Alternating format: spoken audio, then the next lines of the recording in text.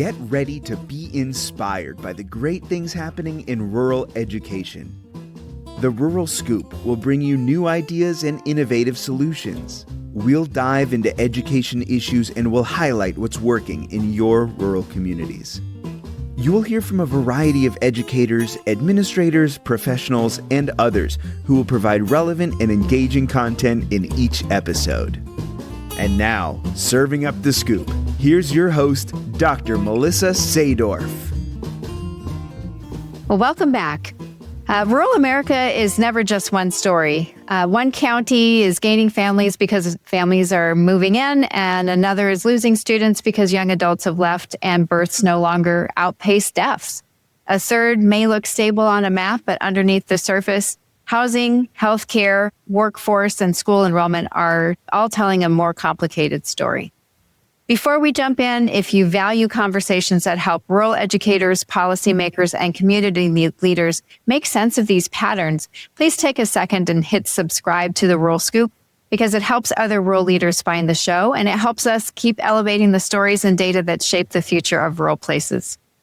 Today, I'm joined by Sarah Melotte, writer and data editor for the Daily Yonder, whose work brings numbers to life in ways that help us see rural America more clearly. Sarah recently wrote an article titled, "Half of all rural counties are losing population. What is contributing to those declines?" And I think it really gets to the heart of something that rural leaders live every single day, and that's that population change isn't abstract. It shows up in kindergarten class counts and bus routes, teacher pipelines, local tax bases, even healthcare access, and whether families can see a future in a place. So in this conversation, we're going to talk about what Sarah found, what those findings mean for rural schools and students, and how her broader reporting this year connects population, health, workforce, economic anxiety, and really community stability. So let's get into it. Sarah, thank you so much for joining me. Thank you. Well, before I get to the article, I'd really like to talk about what drew you to rural reporting and how did you end up at the Daily Yonder? I applied for a Daily Yonder rural reporting fellowship in 2021 when I was still in grad school. I went to graduate school for a degree in applied geography. And so that's where my data and geography background comes from. I was thinking about doing a PhD, and because I really like interviewing people and writing about what I've learned and reading and you know, the research process and kind of doing deep dives into topics that interest me. And at the time, I was an assistant for the Department of Geography and Environmental Science, where I was going to school. And I was just hearing from faculty members about how stressful it can be to try to find a tenure track position and try to get good jobs in academia. And so I thought I should try maybe something else first. And while I was thinking about that, the Daily Yonder posted on social media that they were hiring a new fellowship position. And I was like, you know what? Journalism is like research. And so I really wanted to give it a try. I've always been a writer. I do a lot of creative writing, but this was my first journalism job. So I kind of was able to marry reporting with geography. And so that's been a really fun task that I've been working on since I've been at the Daily Yonder, since I joined about 4.5 years ago. So yeah, I kind of had a roundabout way. I've never actually taken a journalism course in school. I didn't study it in undergrad or graduate school, but yeah, I had some good mentors along the way. So yeah. What would you say is one maybe rural misconception that your data work just keeps pushing back against the narrative that's out there? Maybe that rural America is not a monolith. And it's really interesting to, what I like to do in data is think about, okay, I have this new data set. Let's say, for example, since we're going to talk about population growth, I have this data set on rural, population change over time. And the dominant narrative is that rural America is losing people, but people are moving out of rural counties. And that is true. But I kind of try to understand like where there are places that buck those trends. And so, what I actually found in the last 5 years is that at large, rural America is growing. But then maybe I want to go see where there might be surprises, like counties or regions or economic industries where the data might be surprising either to me or to the readers. Or I don't know, like sometimes when I look at economic data, I get really interested in, for example, the dominant trend is that rural counties have higher poverty rates or lower median incomes than metropolitan counties. But what I might want to look at is things like, I don't know, resort communities in the American West, where the median home price is like $3 million in places like Pitkin County and Eagle County, Colorado. And I've reported on some of those communities as well, and some of the effects of that kind of wealth in rural communities and what it does to people who have lived there for a long time and people who are trying to create livelihoods in communities where maybe the only dominant industry is a service industry in a really expensive place. And so I just try to tease out some of that complexity and see where there might be places where, things are surprising. Mm-hmm. Yeah. Let's dive into that, because in your April piece, you wrote about half of rural counties across the country are losing population, even while rural America overall is growing. What would you say is the most important thing that listeners should really understand about that tension? The places that are growing in population are growing primarily because people are moving there. And a huge chunk of that growth is happening because of international immigration. And we can talk more specifically about that in a moment. But at large, rural America is still seeing more deaths than births, which is what demographers refer to as natural decrease. And in half of rural counties, that is contributing to, a significant population decline, because in half of rural counties, the number of people, moving to that place are not making up for the people that are being lost by both a combination of outmigration and natural decline. Mm. So we look at the general picture of population growth, it's not like that doesn't mean that every rural county is benefiting from that. In fact, only half are. And the half that are offsetting the declines in the rest of rural America. So really, it's kind of misleading to talk about rural America only at the national level. You really do need to get down to the local or the county level. When you were looking at those, you talked a little bit about it with like Colorado and the resort communities there. What other things surprised you most when you were looking at this data county by county? I guess I was expecting that international immigration would contribute to a significant chunk of population growth. I did not know how big of a chunk it would be. Yeah. So between 2024 and 2025, the last year of available data that we have, rural America gained 75,000 new residents. So that's a net increase if we think about the number of people who are moving in and natural change. But 53,000 people migrated to rural counties from abroad. So if you think about comparing that number, 75,000 to 53,000, and what rural America would have gained last year were it not for international immigration, we would see significant declines. And there are a lot of counties, I don't have the exact figure in front of me right now, there are a lot of counties that would have lost population if it were not for international immigration. And so those are interesting trends that, I've been looking at for a few years now, just how big of an impact that immigrants have on rural communities. And so it's really devastating when rural communities lose immigrants too, because rural communities are by nature smaller. So any loss in an essential worker, a community member, is going to have disproportionate impacts on a community if it's smaller compared to a large city. That's probably the most surprising thing, just how impactful that number is. Yeah. One of the most useful distinctions in your article really is the difference, and you've just mentioned it, the natural decrease and out-migration. Can you explain for our listeners what those mean and why they matter so much for rural communities? Sure. Out-migration refers to the number of people who are moving out of a given county. And when I say in-migration, those are the number of people who are moving in. And usually when I cite just general migration, when I just cited that about 53,000 people were migrants from abroad, that's a net number. So it also takes into account maybe people who were from abroad who left rural counties. And natural change is when you look at the ratio of deaths to birth. Okay. So natural decrease is when deaths are higher than births, and natural increase is when births are higher than deaths.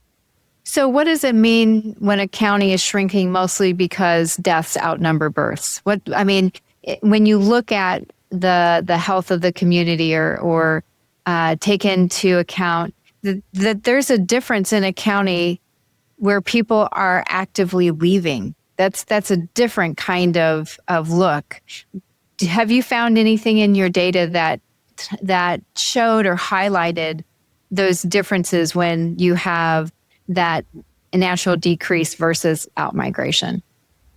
I think the effects on a community are probably very similar because if you lose your tax base, if you lose essential workers, whether it's because those people are aging and eventually dying or because they're moving out, I think the effect on the community is about the same. But what I saw in the data were some regional trends in what component of population change was contributing to decline. So in places like northern New Mexico and central Appalachia, so places like eastern Kentucky, rural West Virginia, natural decrease was the main contributor to population decline compared to most other regions. So in these regions, the issue is less about people leaving than it is about maybe aging populations and fewer births. And so there's a lot of interesting data on rural counties, and the share of the population that's over 65 tends to be higher in rural America than it is in urban and suburban places. And so if you don't have a lot of people that are, of a young family age, young people, having babies, then you're also going to see, declines as people age, and then a fewer number of births. And so that those things are intertwined. Yeah. That just, for me as a former superintendent, I would want to know what kind of population loss it was, because if it's a natural decrease, there's really not much I can do about that. But if it's out migration, maybe there is something that I could do to encourage families to stay, whether it's community building or making sure that they're engaged within the school community itself. So it makes me think there's got to be some kind of sense of understanding by a school administrator as to what, if their county is declining, what does that population loss look like? So, yeah, for sure. I'm so curious from you, like what kinds of things a school administrator would try to do, or what kinds of change they would like to try to participate in to encourage people to stay, or maybe to encourage people to move there. Yeah, absolutely. Making sure that there's open communication, that there's transparent dialogue with, between the board and the community, inviting the community into the school, whether it's with mentoring programs or celebrations and the site council or community staffing that you can do within a school to help get community voice into conversations at the school level. Those are all things that I've seen done successfully. But it matters because you want to make sure that, that's why they're declining. You want to keep them. If you got young families in there, you want to make sure that you keep them year over year. So That makes sense. I think that's really interesting. I think what I've heard from families that have school-aged children or teachers in rural communities is that public schools tend to be maybe more of an anchor point compared to other places, because I've looked at the data on this too, and I need to revisit the numbers. But it seems that a greater share of employment is either in public schools or hospitals, public schools and hospitals and state and local government compared to maybe suburban and urban places. And so these institutions are really central because not only maybe they employ a greater share of the population in a community. And so it makes sense that when you're losing enrollment and maybe teachers, because they might be moving out too. Yep, absolutely. Then you're left with all these challenges. Yeah. If you were to advise a superintendent or a governing board to watch those numbers, how would they do that? What kind of information could they get so that they're not looking just at enrollment counts, because that's pretty simple information, to get beyond that, to really to get the feel of where the county is in terms of population, either decline or growth? Where would they go to get that information? If they are not afraid of numbers, which some people are, which is totally fine. If you can find spreadsheets on this data from the Census Bureau, and these are called vintages of population change or population change in components. It's an annual data set that's released in around March every year, and it includes for every county. And they have a state level one as well, if that's of interest. But for every county, you can get estimates. So they're preliminary. They could change, and they're based on sample sizes, not a full census count. So sometimes you have to take these with a grain of salt, because sometimes at the individual county level, the population is so small that there's a large margin of error. But a lot of times you can get an idea of, over the last several years, okay, if enrollment is declining, how can I track down what is causing it? Are people leaving? You have this whole spreadsheet with this 3,000 something counties and all of these fields that will give you a little bit of an insight onto what's causing population change in your county.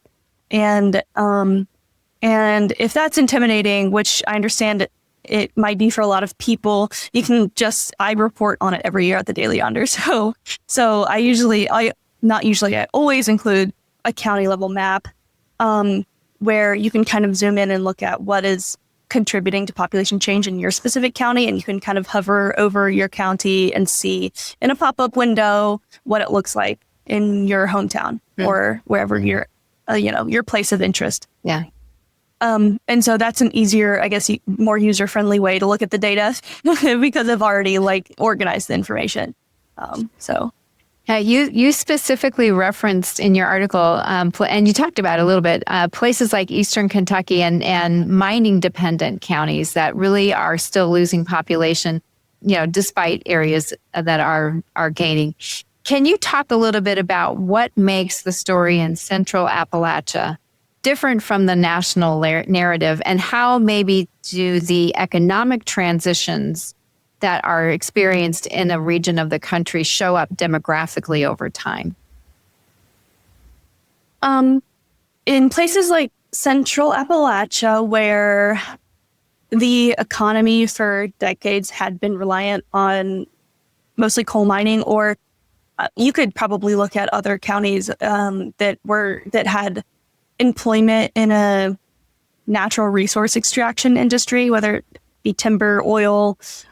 These industries see big booms and busts. And, you've probably heard extensively about what happens when the mining company leaves town. And you can imagine what kinds of effects that would have on the population there. As, union jobs leave, and maybe it's not replaced by anything. Maybe a lot of these places become dependent on tourism and recreation, but then you have a whole other host of issues where, maybe the tourism and recreation industry is mostly service industry based. And so maybe you don't have benefits, or maybe you have to work 2 or 3 jobs to get the same amount of hours that you could have had at in a coal mine or in something equivalent. So in these places, a lot of the population decline is probably economic based. People leaving to find education and jobs. And in these places are older in general than America at large. And so you have a mix of population decline from outmigration, people leaving, and natural decrease, so deaths outnumbering births as young people leave and start families elsewhere. Yeah. So on the other side of that story, obviously, is there are some counties that are gaining population, and what does that look like in terms of place? What's driving the growth? And you mentioned recreation or tourism. What kind of opportunities are those things bringing into a rural place as it starts to gain people? So the main thing in the counties that see population growth, the main component of that growth is people moving there. Some counties, rural counties, do see births outnumbering deaths. But the main driver of population growth in the places that are growing is people moving in. And I've seen over the last few years, since I've been at the Daily Yonder, I have been interested in looking at how recreation economies differ from the rest of rural America, because these are places that usually have higher incomes. They attract more affluent people. They have second homes. And so sometimes if you look at these counties at large as a group and you want to look at things like economic indicators that are important, poverty rates, like educational attainment, like the share of the population that has a bachelor's degree, or, median household income. These things are all going to make recreation counties look better because they just happen to attract more affluent residents. It doesn't necessarily mean that recreation economies create good jobs for the people who have lived there for a long time. I think it's just complicated. I don't think that there are, it's not a clear, recreation is bad for rural places or it's good. It comes with challenges and opportunities. And so, some of those opportunities might be jobs in a place that had seen economic stagnation for a long time. And some of that might be an increased tax base, maybe a wealthier tax base that can pay for, municipal maintenance or, more, a school district that has more money. But then if those opportunities are, I don't know how I want to say this, sometimes those economic changes brought on by recreation can also contribute to things like housing insecurity for middle and low income families, because as people move in, there might be not only more demand for housing, but it also increases the value of housing. It can, people who own second homes can increase the property values and increase the property taxes, and there's some interesting studies in places that, like in the Mountain West in Colorado, and really where you see on one end of the spectrum of this phenomenon are places where the median home price is I'm not even joking, $3 million. Incredible. And a couple years ago, I looked into a few efforts that affordable housing organizations are trying to push for there. And so sometimes, rural recreation communities will fight for including workforce housing, so that they're specifically set aside for people who work there full time or maybe even seasonally, but especially that make under a certain amount a year, or that maybe they are protected from rising property taxes, or there's at the municipal and the county level, I think there are a lot of options that people have, but I don't know, sometimes it seems like in the research that I've done, those options are only enacted as a reaction to, oh my God, we don't have any housing for the people who work here. Right. And so, I think that people are more having these conversations more about like, how do you prevent that in places that might be developing recreation economies? That's an ongoing conversation, but it's kind of difficult and every place is different. So Sarah, you reported recently on rural voter concerns that showed that the cost of living is a major issue across political lines. Can you talk a little bit about that and what it's telling us right now about how rural family stability is impacted? Yes. So a few months ago, the Center for Rural Strategies, which is the publisher of the Daily Yonder,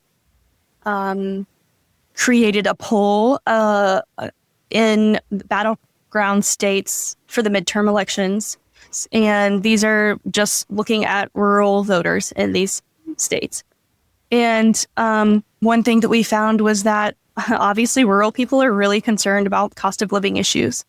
And that is something that it seems like across the board, no matter your partisan affiliation, your gender, your faith background, you're concerned about cost of living. And that's really interesting because in the rest of the poll, we saw sharp political divisions in answers and in a lot of questions that you would expect, like, what you think of, current politicians and stuff. Those are going to be very partisan and divided by political affiliation.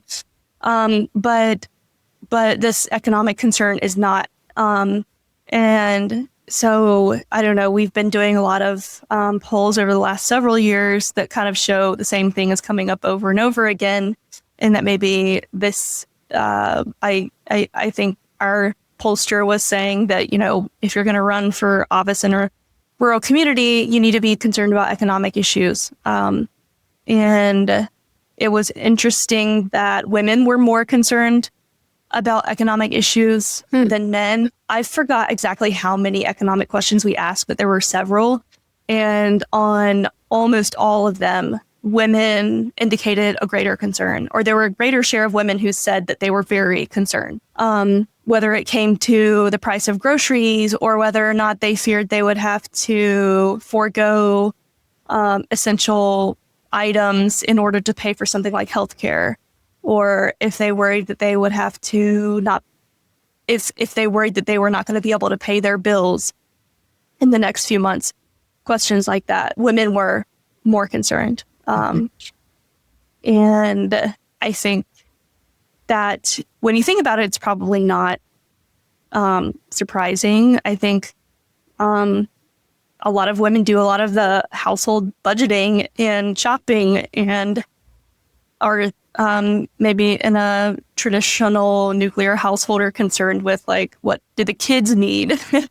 And I think women are more socialized to consider those things. And so maybe therefore show up as more concerned on this poll. But so these economic concerns are very important. And I think it ties into population change too, because if while we did not have a control group in the poll asking urban voters how they felt, if I had to take a guess on how that would compare, I think at least in some pockets of rural places, there would be a greater concern for economic issues because we see on a range of economic metrics, sometimes more economic hardship in rural places. And that contributes to people like moving out or not wanting to stay or wanting to raise families elsewhere, whether that be jobs or, so.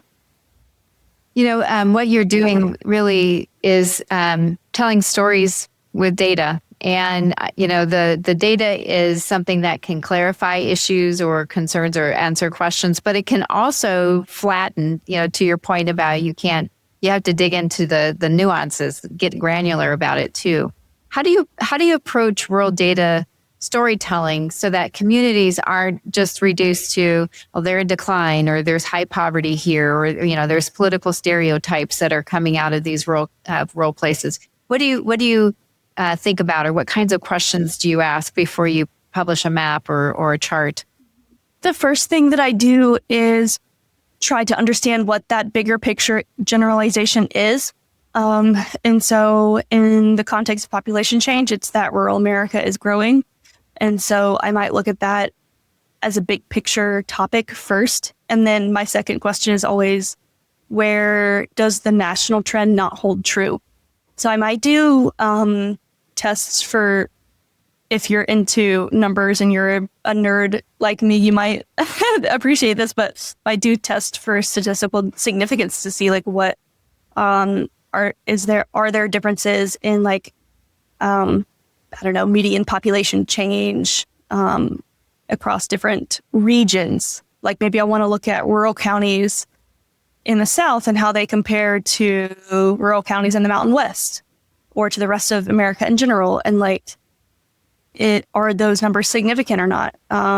And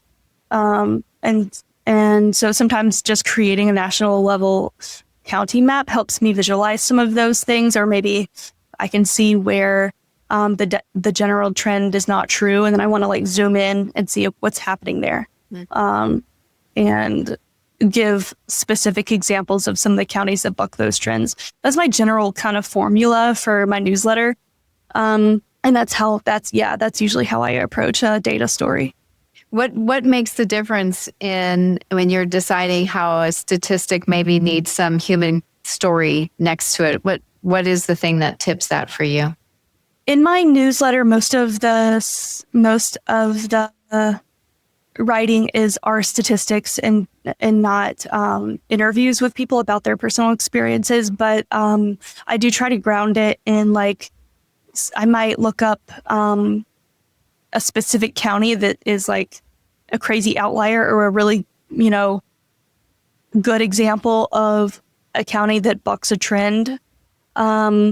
Like, what if I saw a huge population boom in a county, or where natural increase happened? Like, what is going on there? What's contributing to that? I might like go look at their town paper and see what's in the news lately, or like what industries have come to town lately, or just what's going on. I think it helps me kind of, try and figure out what kinds of things might be contributing.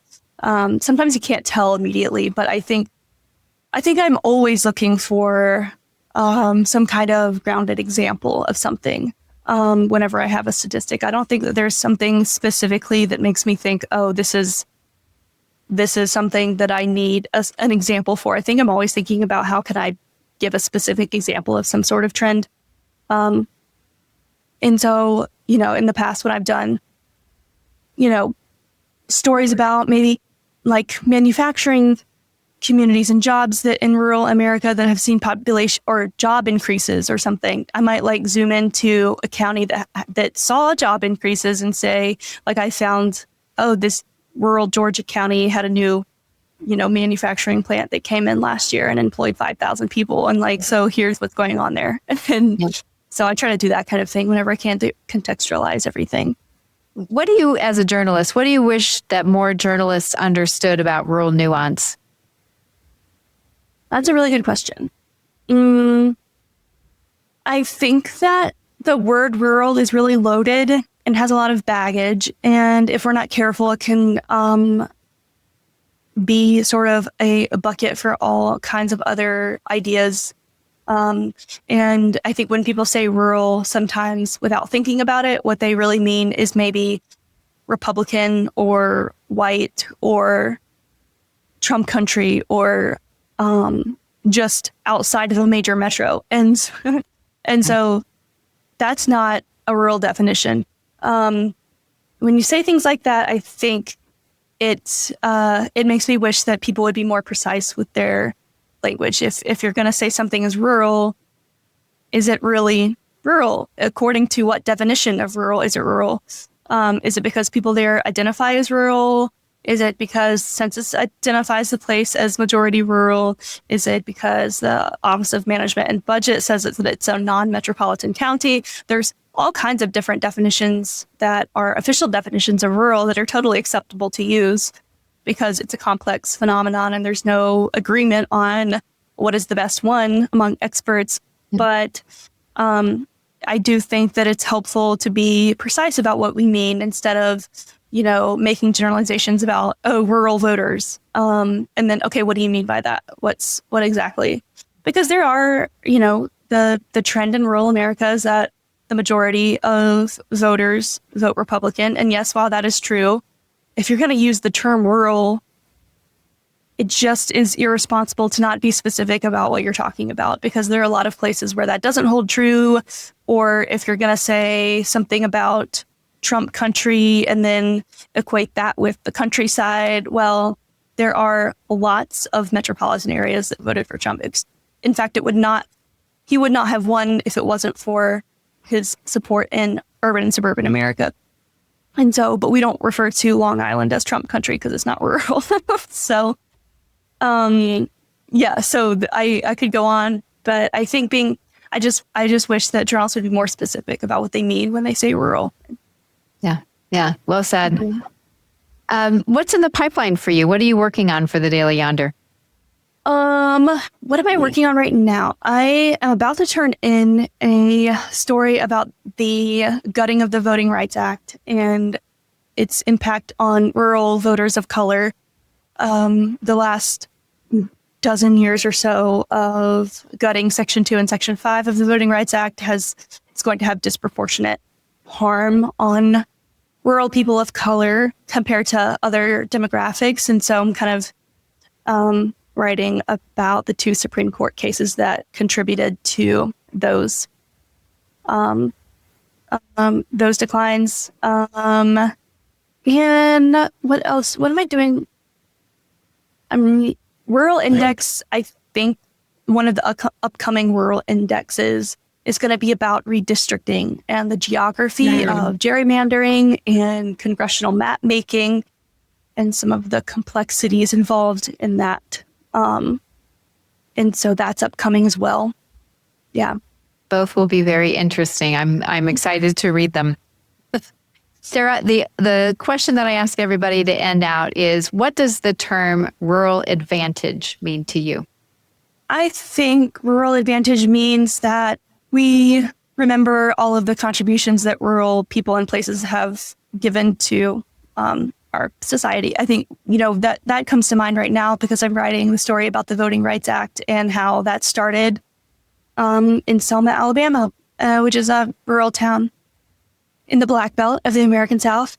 And so I'm kind of writing about the rural Black Alabamians who contributed to pushing for those pieces of legislation and the right to vote. And I think when I think about rural advantage, I think about maybe some of the people that get pushed under the radar when stories are maybe urban-centric or maybe stereotype rural places as I don't know, however you want to define them. But so I'm thinking about people that kind of buck those trends. And that is what rural advantage means to me, I guess, remembering those stories too. Yeah, well said. Thank you for sharing that. Yep. Well, how do people, if they want to get in touch with you, how do they contact you, Sarah? You can contact me at Sarah with an H at dailyyonder.com, YONDER, Sarah at dailyyonder.com, or you can subscribe to my newsletter, The Rural Index. And it's free. You don't have to pay a subscription. Nothing that we do at the Daily Yonder is behind a paywall. So go subscribe to all of our newsletters and get it right to your inbox. Yep, absolutely. Make sure that if you haven't done that, listeners, that you do, because there's tons of good stories that come out, great information every day. And I appreciate, Sarah, that you're not helping. I mean, you're helping us see the story underneath the headline or the data. Population changes, not just a census number. It's school enrollment, it's workforce, it's healthcare access, it's whether or not families stay, whether or not families are able to have building infrastructure in their community. So I just really thank you for taking the time to join me to talk about what those numbers really mean. Thank you. Friends, if this episode helped you think more clearly about what's happening in your own community, please hit subscribe to The Rural Scoop. Subscribing helps other rural educators and leaders find us in these conversations, and it helps us keep bringing the right voices to the table. Leave a comment with your takeaway, share this with a colleague who's trying to make sense of enrollment or community change, and bring a data point into your next board meeting or community conversation. I'm your host, Melissa Sadorf, and remember, in rural leadership, our strength is our shared story. When we lead together, we thrive together. I'll see you next time. Thanks so much for tuning in to the Rural Scoop. If you enjoyed this episode, be sure to rate, review, and subscribe. Your support helps us keep these important rural conversations going. And we'd love to hear from you, so feel free to leave a comment or share your thoughts. You can follow along and never miss a new release by subscribing on your favorite podcast platform or by following us on social.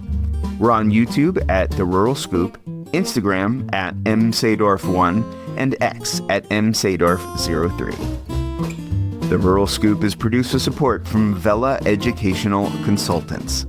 To learn more, visit velaconsultants.com. See you next time for more great discussions about rural education. And as always, keep leaning in to the rural advantage.